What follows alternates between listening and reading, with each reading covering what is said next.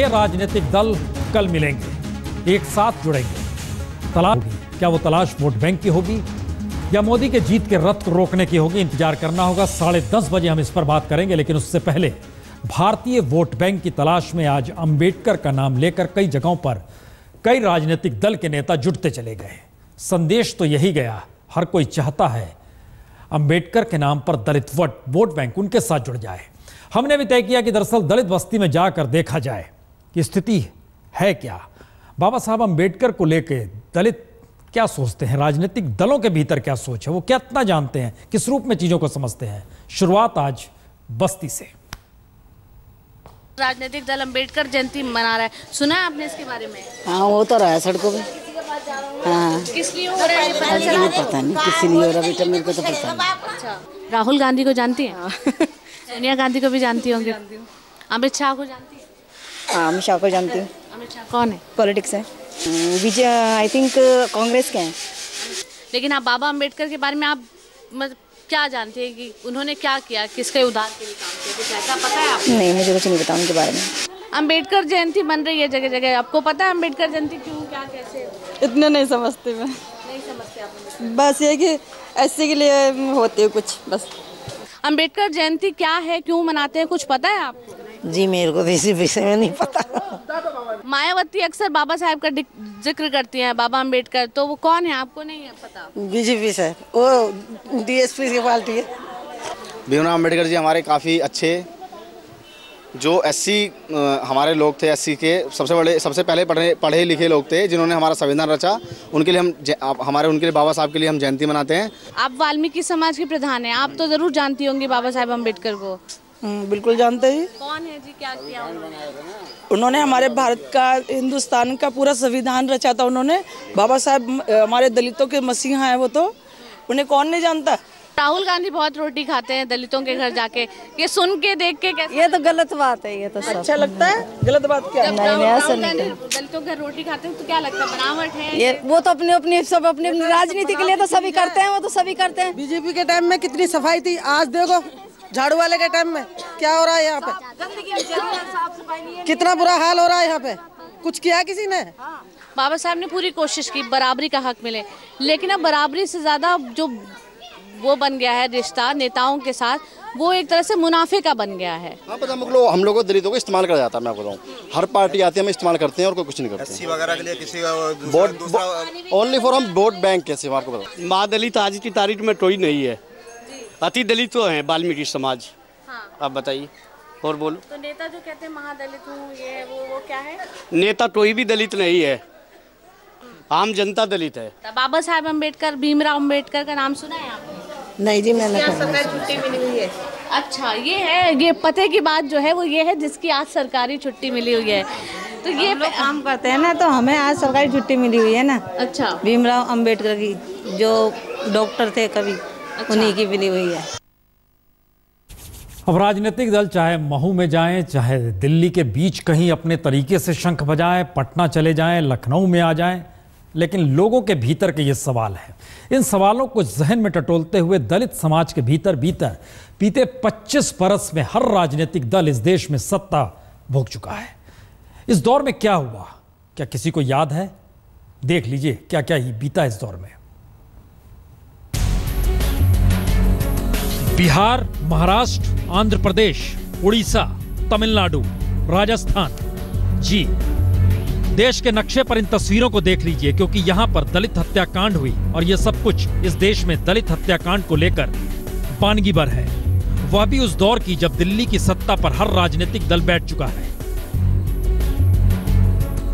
यानी बीते 2.5 दशक के दौर में देश का कोई ऐसा राजनीतिक दल बचा नहीं जिसने दिल्ली में सत्ता पर बैठकर मलाई न खाई हो, और इसी देश में देश का कोई प्रांत बचा नहीं जहां दलितों को निशाने पर ना लिया गया हो।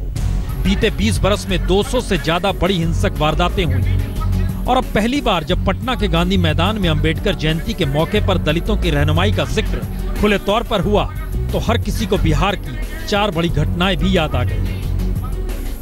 शंकर बिघा 1999, 24 दलितों की हत्या। लक्ष्मीपुर बाथे 1997, 58 दलित खेत मजदूरों की हत्या। बथानी टोला 1996, 21 दलितों की हत्या। मियापुर हत्याकांड 2000, 45 दलितों की हत्या।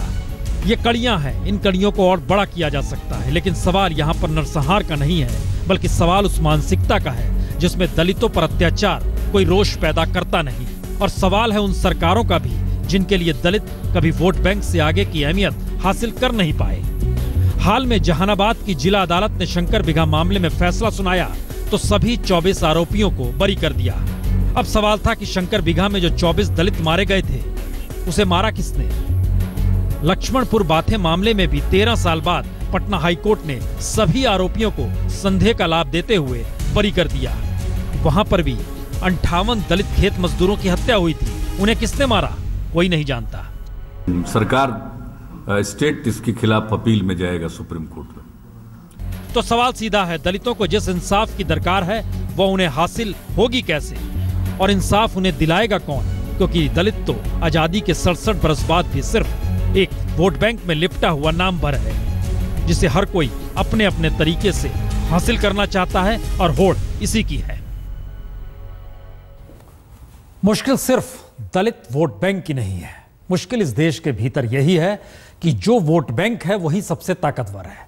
हाल में जिक्र हुआ था मुस्लिमों के वोट बैंक का, हाल में जिक्र हुआ था जाट वोट बैंक, हाल में जिक्र हुआ था ओबीसी के वोट बैंक का, हाल में बहुत सारे बैंकों का जिक्र हुआ। इसे लिखना पड़ा भारतीय वोट बैंक।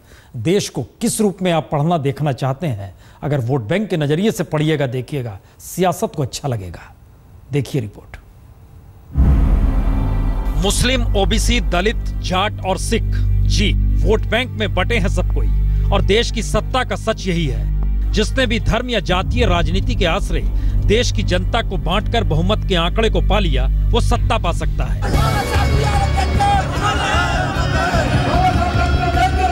और असर इसी का है कि अंबेडकर जयंती के दिन जमावड़ा 3 पार्टियों का 3 जगहों पर हुआ और तीनों जमावड़े राजनीतिक रैली से होते हुए वोट बैंक की सियासत साधने में लग गए। हर जगह बाबा साहब अंबेडकर का जिक्र जरूर हुआ, लेकिन दलितों के उत्थान को लेकर बाबा साहब अंबेडकर की सोच से इतर सत्ता की सोच तले अपनी उपलब्धि बताने से ज्यादा दूसरों पर सियासी कसीदे ही ज्यादा पढ़े गए। बाबा साहब डॉक्टर अम्बेडकर को मान और सम्मान देने की बात आती है तो ये भारतीय जनता पार्टी इसका डटकर विरोध करती है और सिर्फ बीजेपी की सरकार को गिरा देती है। आज के दिन बाबा साहब को याद नहीं कर रहे, बाबा साहब को याद हमेशा करती रही है। कांग्रेस बाबा साहब के नाम से कहीं प्रोग्राम ले लिए है। दलित वोट बैंक की तादाद 20% है तो पहली बार बीजेपी भी अंबेडकर का नाम लेकर पटना के गांधी मैदान में कूदी। लेकिन अभी जातीय राजनीति के जरिए दलित वोट बैंक साधने का ककहरा बीजेपी पढ़ ही रही है, तो उसे हर आवाज दिल्ली तक पहुंचाने में ही मजा आता है। भारत माता की, जरा जोर से बोलिए, दिल्ली तक आवाज जानी चाहिए। भारत माता की। दिल्ली का मतलब सत्ता ही है और सत्ता के लिए वोट बैंक प्यादे से ज्यादा कुछ होता नहीं। प्यादा इसलिए क्योंकि मुस्लिम, ओबीसी, दलित और जाट वोट बैंक को मिला दीजिए तो देश की 81% जनसंख्या इसी दायरे में आ जाती है। और देश के गरीबों की तादाद को परख लीजिए तो इसी 81% का 65% गरीब है। लेकिन सत्ता कितनी क्रूर होती है या सत्ता के लिए नेता को कितना क्रूर होना पड़ता है, इसका एहसास इससे भी हो सकता है कि 13.4% मुसलमानों में से 9.5% पसमानदा मुसलमान भी राजनीति ने अपने लिए निकाल ली है या कहें बांट दी है। पसमानदा मुसलमान की पहचान ही दरिद्रगी के जरिए होती है। और इसी तरह देश में 20.8% दलित हैं तो उनमें से 11% महादलित बना दिया गया और उन्हें अलग वोट बैंक के तौर पर परखा जाने लगा। महादलित तो सत्ता के सबसे आखिरी कतार का व्यक्ति माना जाता है, लेकिन क्या कीजिएगा, वह भी वोट बैंक है। यानी मुलायम, लालू और नीतीश समेत आधे दर्जन से ज्यादा राजनीतिक दल जनता परिवार के नाम पर कल एक हो सकते हैं। इनकी एका के पीछे कोई देश के उत्थान की समझ हो ऐसा भी नहीं है। जनता परिवार के जहन में वही जातीय समीकरण का आंकड़ा है जिसे बीजेपी तोड़ना चाहती है और जनता परिवार बीजेपी की जीत को रोकना चाहता है। लेकिन हर नजर में जातीय समीकरण का यही चेहरा है। चेहरे का मतलब वही मुस्लिम, ओबीसी, दलित, जाट और सिख। इसमें आप कहां फिट बैठते हैं यह देख लीजिए, क्योंकि सत्ता से सटकर सत्ता की रहनुमाई तो पाई जा सकती है, लेकिन सत्ता के लिए वोट बैंक ना बने तो फिर जीना मुहाल हो सकता है। देश का सच यही है। आप सत्ता के साथ खड़े हैं तो देश के साथ खड़े हैं। बार बार हर राजनीतिक दल सत्ता में आने के बाद कम से कम देश के लोगों को संकेत तो यही देता है, चाहे जिक्र सबके विकास का जिक्र हो रहा हो। लेकिन इन सबसे इतर आइए, इस देश के भीतर एक और बैंक है, और वो बैंक है कंज्यूमर बैंक, उपभोक्ताओं का बैंक। उधर भी कहीं सेंध लगाने की कोशिश राजनीतिक दल करे ना करे, लेकिन कंपनियां जरूर करती हैं। जरा इसे भी समझ लीजिए। जीरो गिनते चले जाइए, पूरा आंकड़ा है 30 करोड़। इतना बड़ा वोट बैंक किसी के पास नहीं। इतनी तादाद में पार्टी मेंबर भी किसी पार्टी के पास नहीं, बीजेपी के पास भी नहीं। और इतनी बड़ी संख्या में प्रधानमंत्री जनधन योजना के तहत बैंक में खाते भी नहीं खुले हैं। और तो और किसी भी देश में एक प्रोडक्ट को खरीदने वाले इतनी बड़ी तादाद में लोग हैं भी नहीं। असल में 30 करोड़ लोग इंटरनेट के ग्राहक हैं। फ्री सर्विस, यानी एक बार इंटरनेट ले लिया तो फिर जैसे भी उपयोग करना है कर सकते हैं। फोन लगाने से लेकर फेसबुक और ट्विटर से लेकर यूट्यूब तक। बस्ती में रहने वाला कोई दलित हो या आलीशान बंगले में रहने वाला कोई रईस, सुविधा हर किसी को बराबर है। नेट न्यूट्रलिटी के क्या क्या फायदे हैं, इसकी क्या क्या सीमाएं हैं, इसको लेकर एक व्यापक चर्चा के बाद रिपोर्ट दें। और मैंने उनको निर्देश दिया है कि मई के दूसरे सप्ताह तक अपनी रिपोर्ट दे दें। तो जिन कंपनियों के जरिए हम आप इंटरनेट सर्विस लेते हैं, अब उनकी नजर इन 30 करोड़ लोगों पर पड़ गई है। उन्हें लगने लगा है कि इंटरनेट चाहे अपने जन्मकाल से स्वतंत्र हो, लेकिन अब इतने ग्राहक हैं तो इनसे मुनाफा कमाने के लिए वक्त आ गया है। तो वह इंटरनेट यूजर्स को अपने मुनाफे के दम पर बांटना चाहती है। यानी हो सकता है जो जितनी ज्यादा रकम दे उसके लिए उतनी ही रफ्तार वाला इंटरनेट, और जो कम पैसे दे उसके लिए उतनी ही धीमी सेवा। फिर इंटरनेट की उपयोगिता कौन कैसे कर रहा है इस पर भी नजर रखकर जहां इच्छा हो मुनाफे के लिहाज से उस पर बंदिश लगा दी जाए।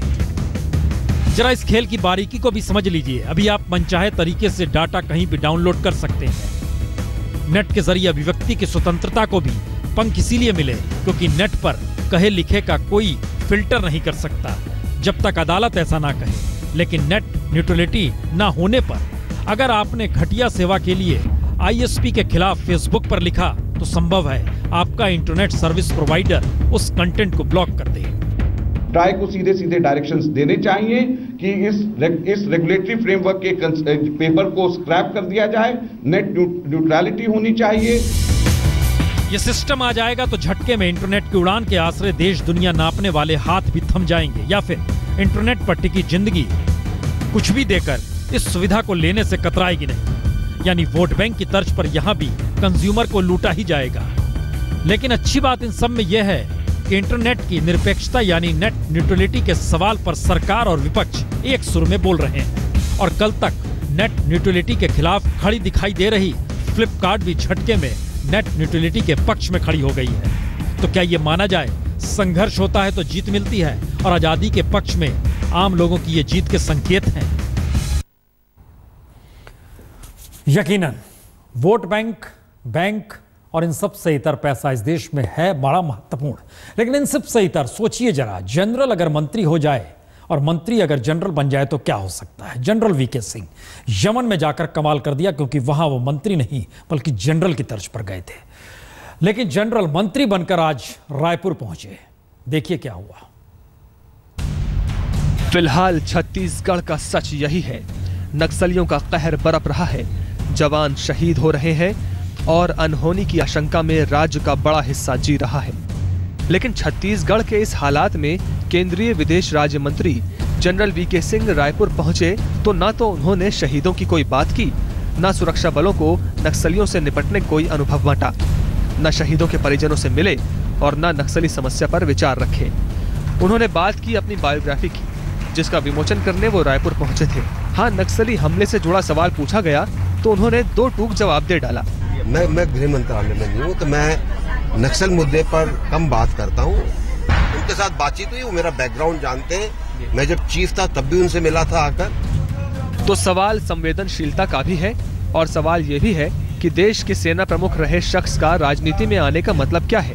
जनरल से राजनेता बन जाना या फिर राजनेताओं में भी जनरल का जज्बा पैदा करना, खासकर तब जब नक्सली हिंसा से निपटने के लिए छत्तीसगढ़ में आईटीबीपी, सीआरपीएफ और बीएसएफ की कई टुकड़ियां नक्सलियों से निपटने के लिए जान हथेली पर लेकर चलती हैं। लेकिन जनरल से मंत्री बने जनरल वीके सिंह रायपुर में किसी भी अर्धसैनिक बल के किसी भी जवान से मिलने का वक्त नहीं निकाल पाए, क्योंकि विदेश मंत्री अगर जनरल हो तो यमन जाकर तो देश का सर फख्र से उठा सकता है, लेकिन जनरल को मंत्री बना देंगे तो वो देश के भीतर के संकट से आंखें चुराएगा और क्या करेगा। आज से करीब 4 माह पहले बस्तर में सीआरपीएफ के 13 जवान शहीद हुए थे। इस दौरान रायपुर पहुंचे केंद्रीय गृह मंत्री राजनाथ सिंह ने ऐलान किया था कि वे ग्राउंड जीरो जाएंगे, लेकिन रायपुर से यू टर्न मारकर राजनाथ सिंह वापस दिल्ली चले गए। इस बार भी कुछ ऐसा ही वाकया हुआ। हमारे दर्जन भर जवान शहीद हुए। विदेश राज्य मंत्री वीके सिंह रायपुर पहुंचे, लेकिन ग्राउंड जीरो तो जाना छोड़िए साहब, उन्होंने तो शहीदों के परिवार वालों से मिलना जुलना तक उचित नहीं समझा। कैमरामैन महेंद्र के साथ सुनील नामदेव, रायपुर आज तक। 2 दशक पुरानी जनता दल एक साथ होने वाली है और कल ऐलान होगा। हमारे सहयोगी राहुल कंवल ने शरद यादव जी से सवाल पूछा, आप तो पहचाने जाते हैं टूट के लिए, अब जुड़ रहे हैं, संदेश क्या है, सुनिए जरा। ये टूट और हमारी लड़ाई तो जरूर याद है लोगों को, लेकिन हिंदुस्तान में 42 का आंदोलन आजादी का, हिंदुस्तान में गरीबों के सवाल को लोहिया ने आया 3 बनाम 15 संबित सरकार डॉक्टर लोहिया ने सबको इकट्ठा कर बनाई। जयप्रकाश जो हमारा लीडर था वो कांग्रेस पार्टी का राज अक्षुण था, उसे किसी ने नहीं हटाया, ना बीजेपी ने, कोई नहीं, समाजवादी आंदोलन ने हटाया।